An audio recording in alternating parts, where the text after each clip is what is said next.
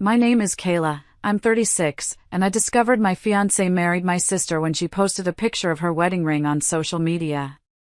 Before I tell you how his own greed ended up handing me a $750,000 inheritance, let me know where you're watching from in the comments.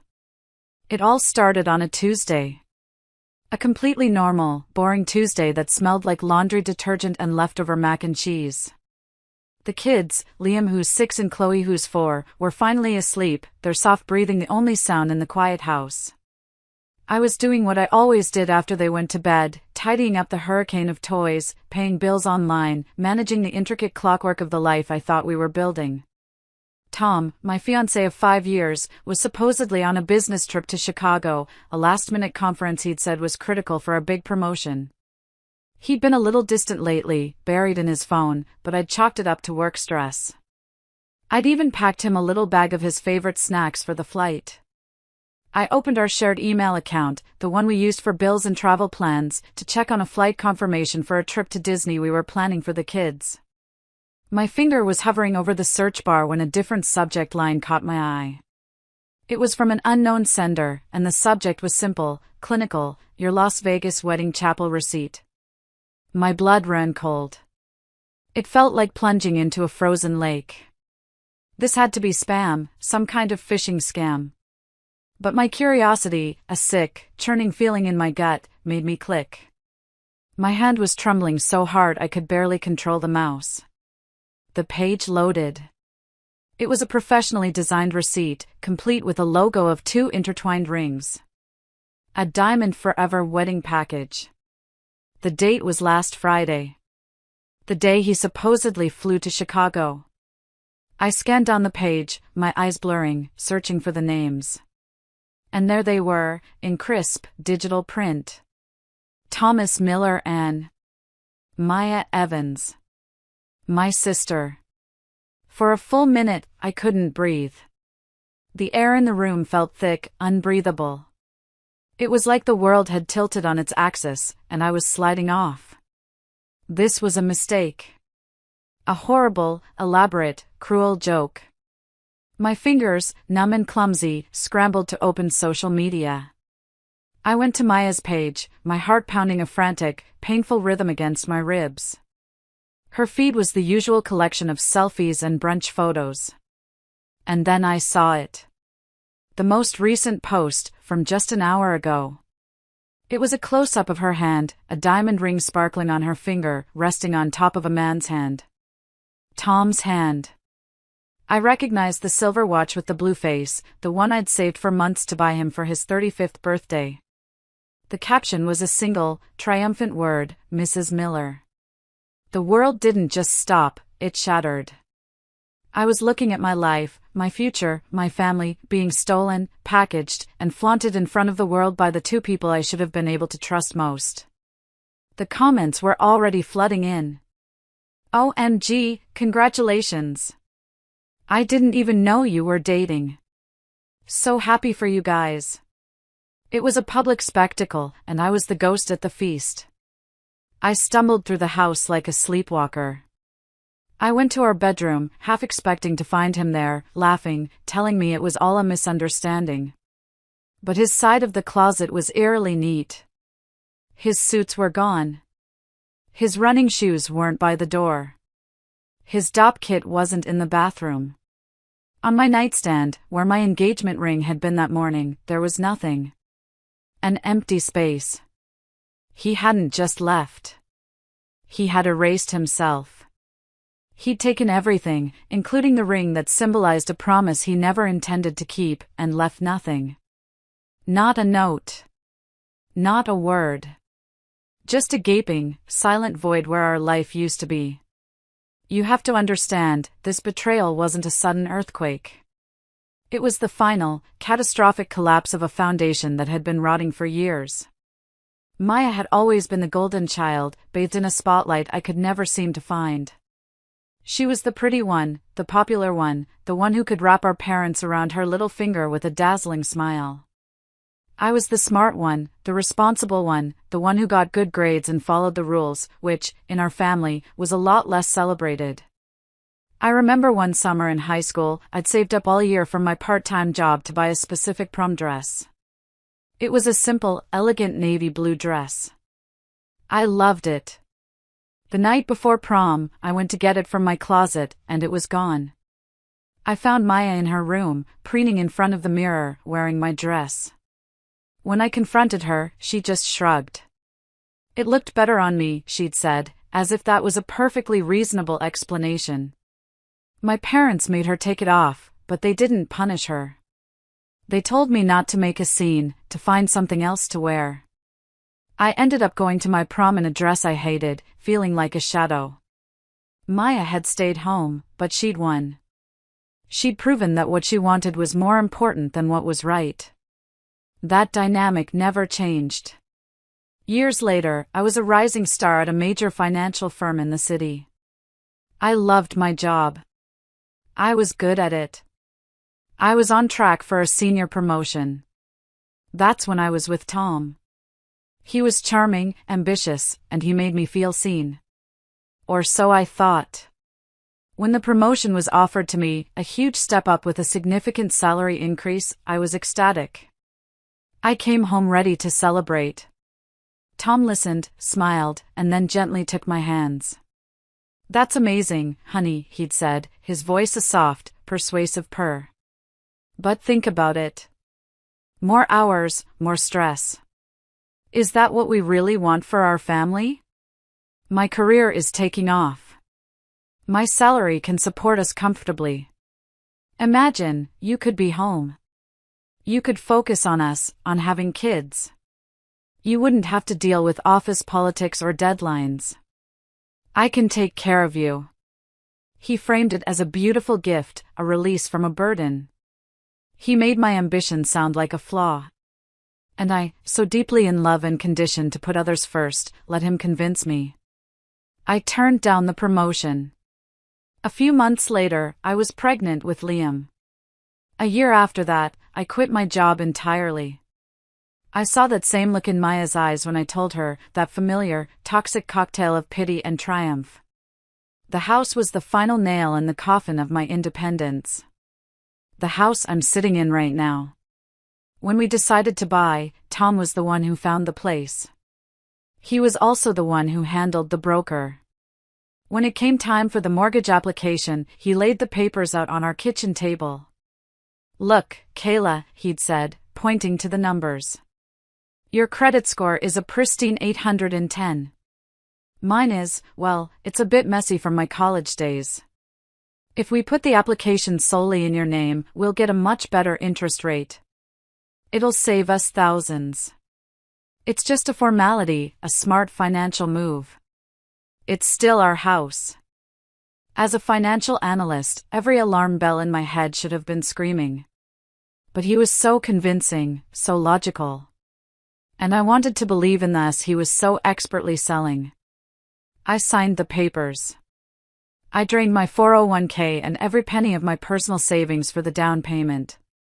I, Kayla Evans, became the sole legal owner of a massive financial liability, while he retained the freedom of having no legal tie to it.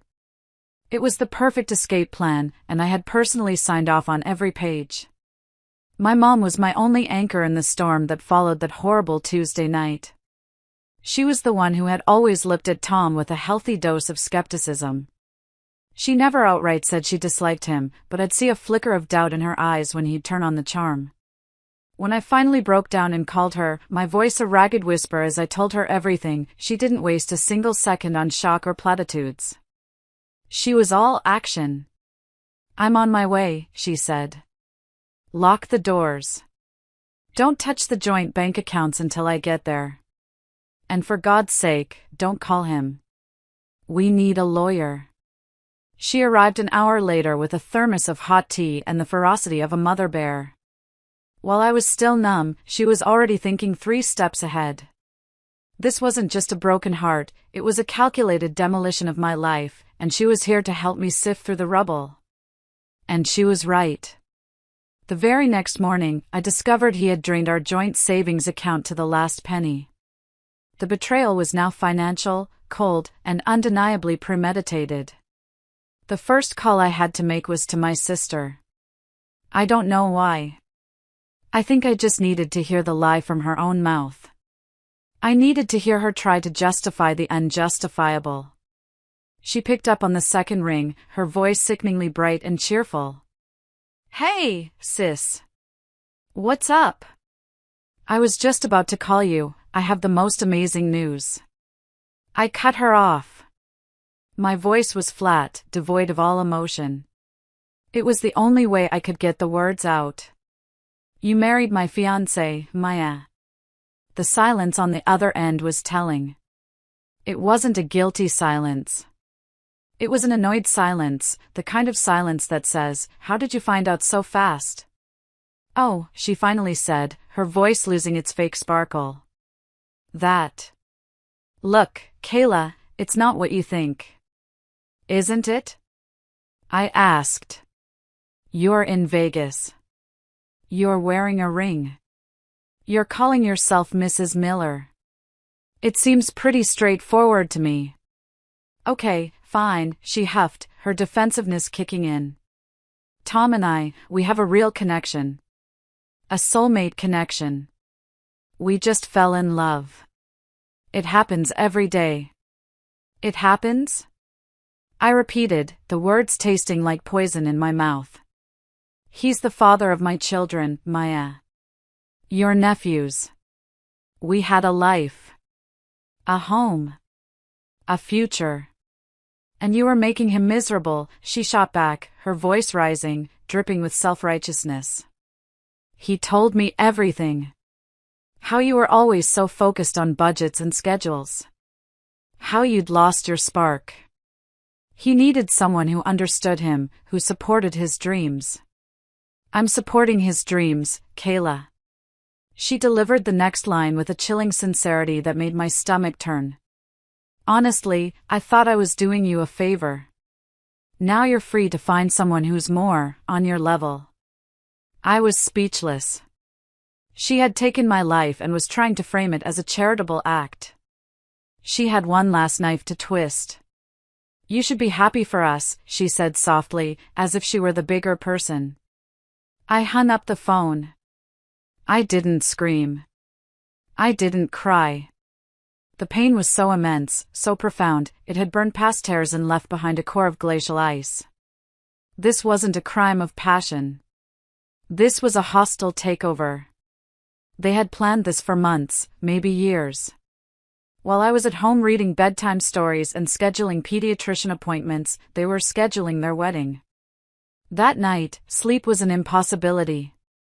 Instead, I sat at my computer and resurrected the woman I used to be, Kayla Evans, the sharp, meticulous financial analyst. I opened every digital file we shared. I compiled every email where he promised me a future, every bank statement showing my money going into our life while his went into a private account I never knew existed, every text message where he lied about his whereabouts. I was building a fortress of facts. Not for revenge, but for protection. For Liam and Chloe. The next morning, I had my first meeting with a lawyer. Ms. Albright was a sharp, no-nonsense woman in her 50s with eyes that seemed to see right through any pretense. I laid out the facts calmly and methodically, handing her a neatly organized folder of my findings. She listened without interruption, her expression unreadable. "You have an ironclad case for full custody and generous child support," she said when I was finished. "The house is legally yours, so he has no claim there. That's the good news."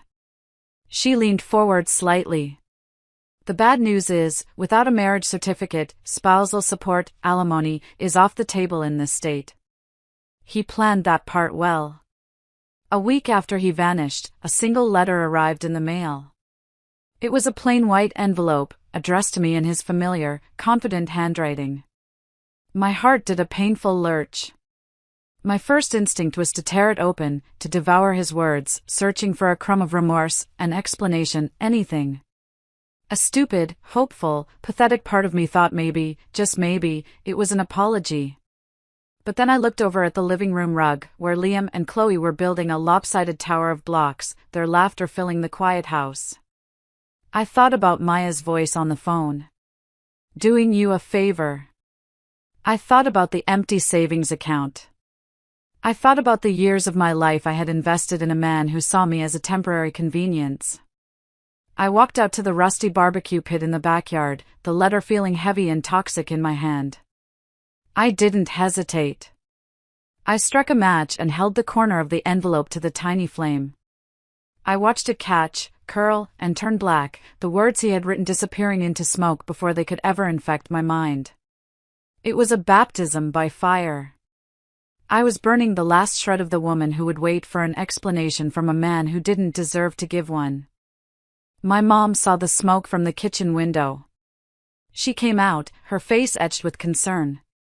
"Are you sure that was wise, honey?" she asked gently. "What if it was about legal matters? The divorce?"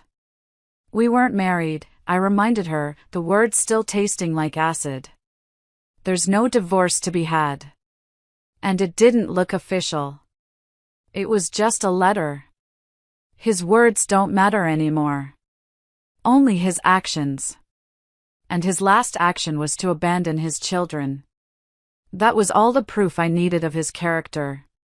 The weeks that followed were the definition of a living nightmare. My mom was my saving grace. She moved into the guest room, a quiet, steady presence in the chaos. She cooked healthy meals I would have forgotten to eat, she did laundry, she took the kids to the park, creating a bubble of love and normalcy that was the only thing keeping me afloat. She never once complained. She just showed up. Meanwhile, I was facing the cold, hard reality of my situation. I threw myself into the job hunt, and it was brutal. The professional world had moved on without me. My skills were 5 years out of date. My confidence was in shreds. I would spend hours tailoring my resume and writing cover letters, only to send them into a digital void. The rejections, when they came, were polite and impersonal. More often, there was just silence. The money I had left was dwindling at an alarming rate. I started a spreadsheet, the irony not lost on me, tracking every penny. I'll never forget the day I was at the grocery store. My cart was full of the basics: milk, bread, fruit for the kids. I got to the checkout, and the total was more than I expected.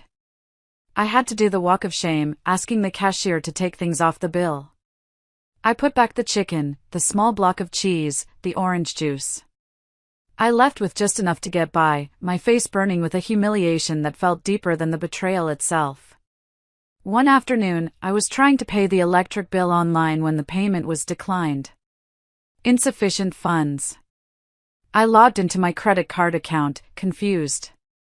It was a joint card with Tom, one we were supposed to have for emergencies only. My stomach dropped into my shoes when I saw the balance. It was maxed out. Over $10,000. I scrolled through the recent transactions.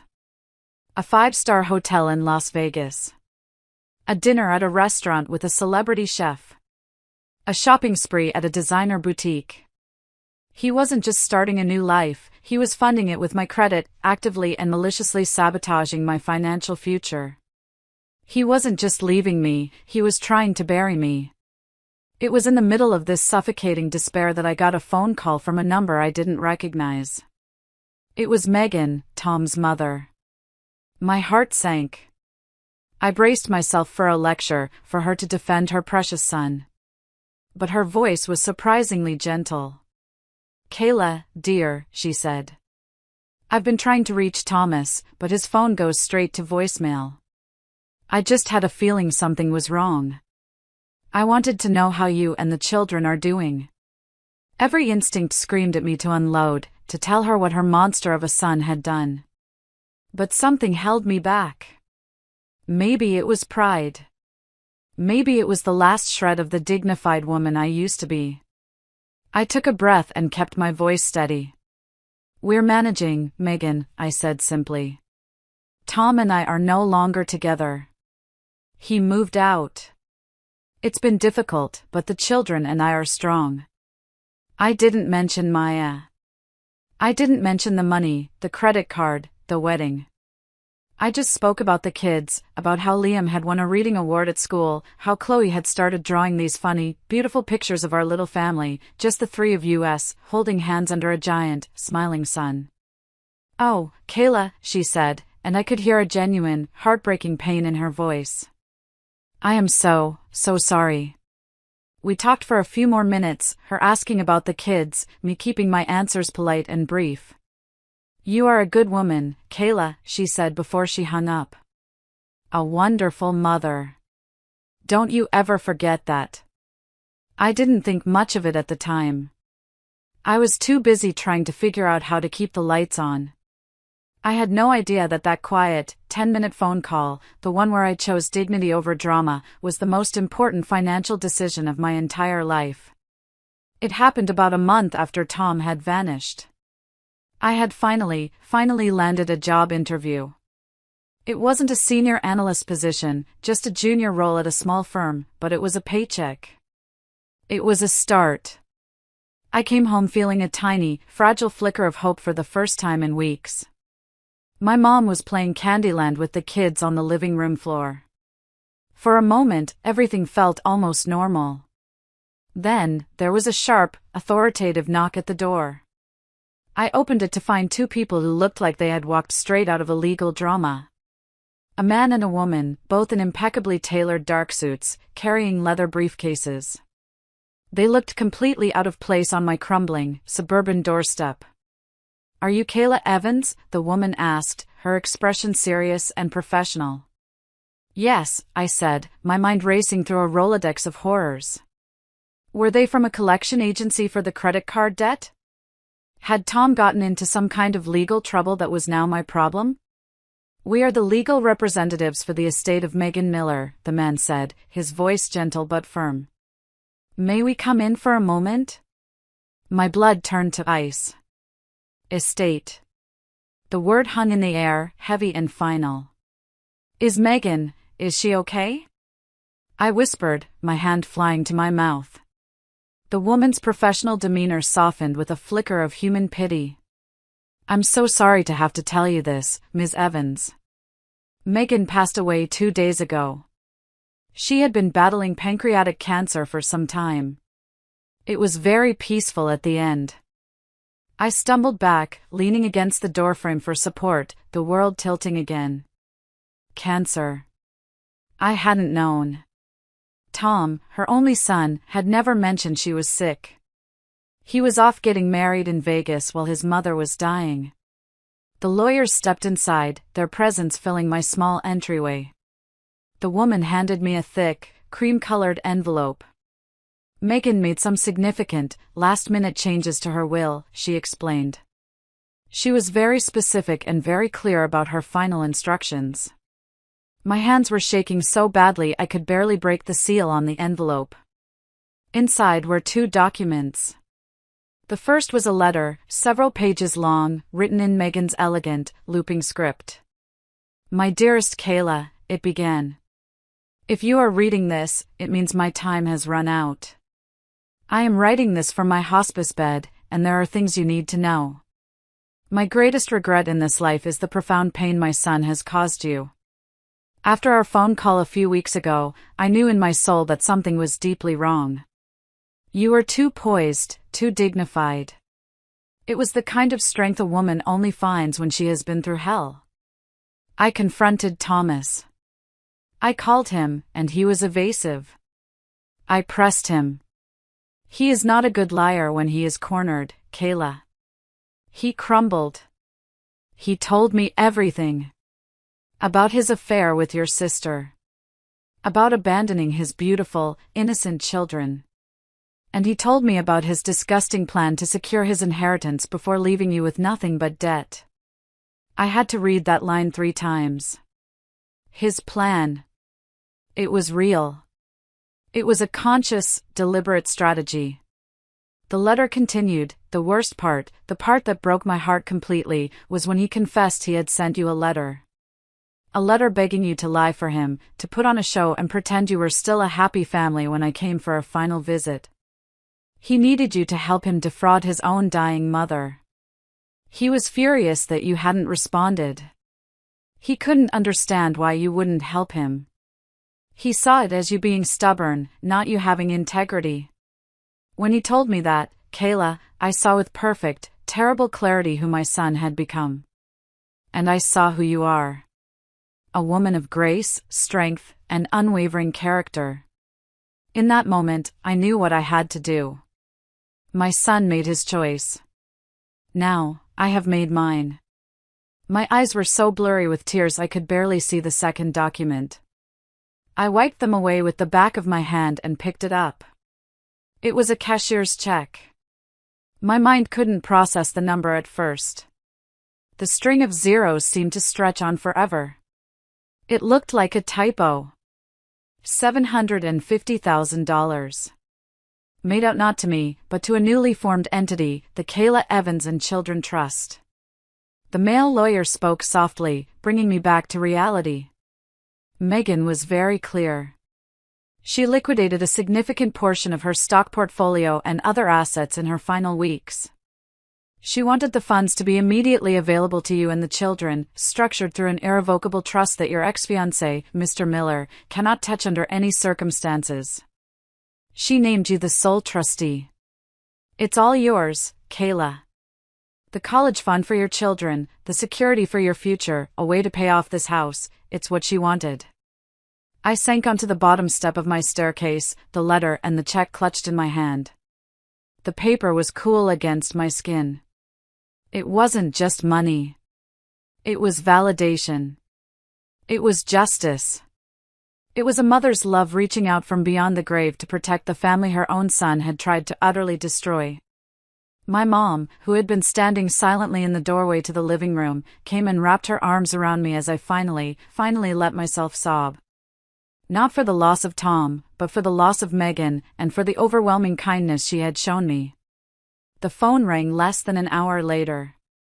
The caller ID flashed a number I didn't recognize, but I knew. I just knew. I almost didn't answer, but a new, steely resolve was hardening inside me. I wanted to hear it. I needed to. His voice wasn't sad. It wasn't remorseful. It was a raw, guttural snarl of pure rage. What did you do? He spat. No hello, no preamble. What the hell did you say to her?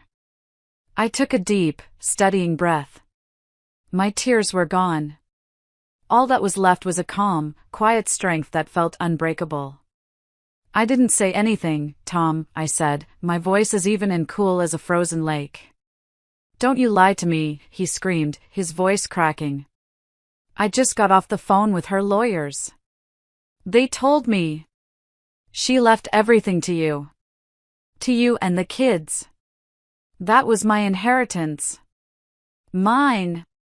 I was her son. Was it? I asked coolly. Your inheritance? Or was it just your final payday before you disappeared for good? I wrote you a letter, he was practically shrieking now, his voice a pathetic, desperate whine. I laid it all out. It was a business plan. All you had to do was play along for one visit.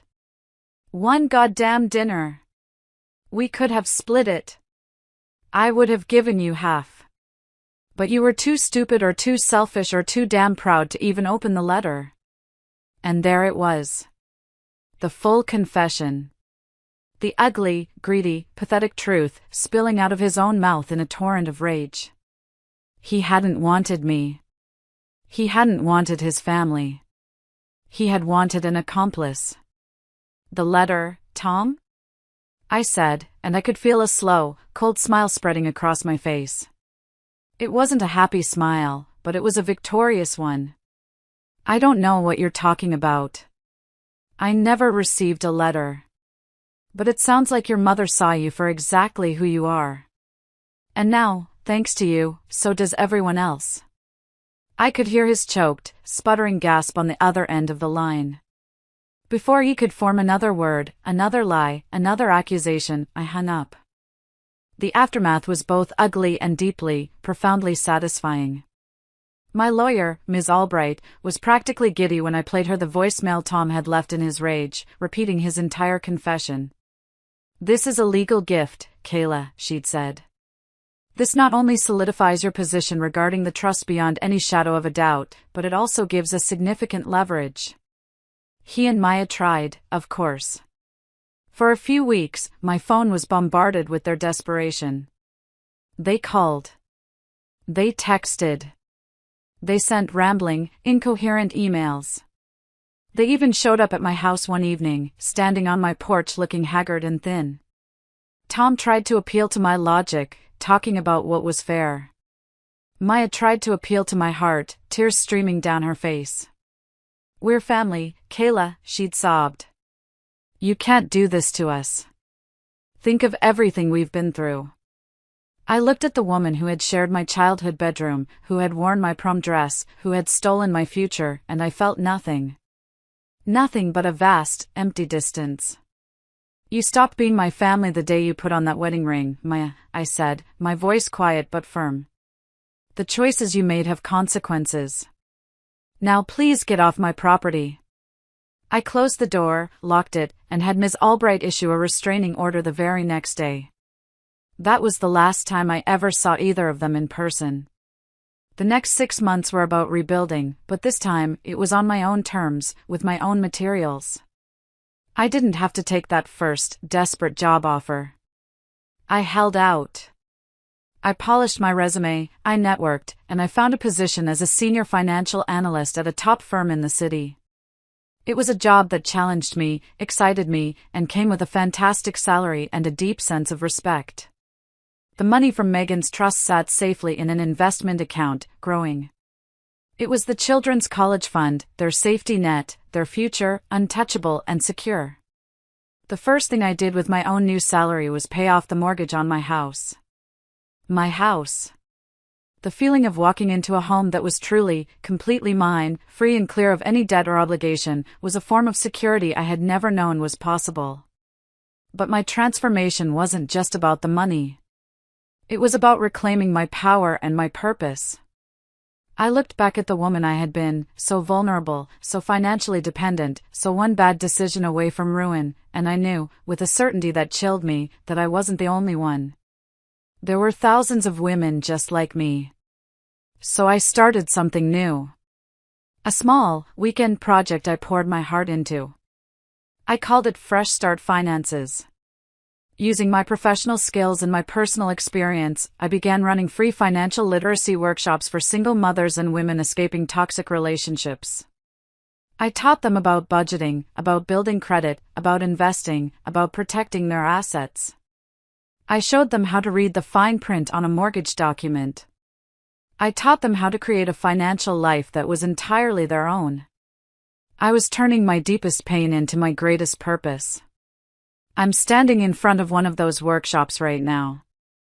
It's a Saturday morning, and the community center room is filled with women. Women of all ages and backgrounds, their faces a mixture of exhaustion, fear, and a fierce, burning hope. They are listening, learning, taking notes, asking smart questions. They are all at different stages of their own stories, some just starting their terrifying journey through the fire, others, like me, finding their way out on the other side, blinking in the sunlight. A young woman with tired eyes but a determined set to her jaw comes up to me after the session is over. She's clutching a folder of notes to her chest like a shield. "Thank you," she says, her voice thick with unshed tears. "My ex cleaned out our accounts last week. I thought it was over for me and my daughter. For the first time, listening to you, I feel like I can actually do this. You've given me hope." I smile at her, a real, genuine smile that reaches my eyes and feels warm. I think about Tom and Maya. I heard through the grapevine that their sham marriage imploded in less than a year, buried under a mountain of debt and bitter recriminations. He's working some dead-end sales job, and she's moved back in with her parents. I don't feel anger anymore. I don't feel hatred. I don't feel much of anything for them at all. My life is too full, too rich, too purposeful to have room for that kind of bitterness. I think about Megan, the woman whose quiet strength and clear-eyed justice saved me. And I think about the beautiful, perfect irony of it all. Tom's desperate, greedy attempt to secure an inheritance was the very act that delivered it right into my hands. He thought I was a pawn in his pathetic game, but he never realized I had a queen on my side, watching the board. The best revenge, I've learned, isn't loud and fiery. It's a quiet, well-lived life. It's financial independence. It's watching your children thrive, safe and happy and free from toxicity. It's turning to a woman who feels hopeless and broken and telling her, with the absolute certainty of someone who has been there, yes, you can. And I'm going to show you how. Thank you all so much for listening to my story. It wasn't easy to share, but I truly hope it helps someone out there who might be feeling lost or powerless. My question for you is, have you ever had a moment that forced you to completely restart your life, and what was the single most important thing you learned from it? Let me know in the comments below. And if my story resonated with you, please give this video a like and subscribe for more. You are so much stronger than you think.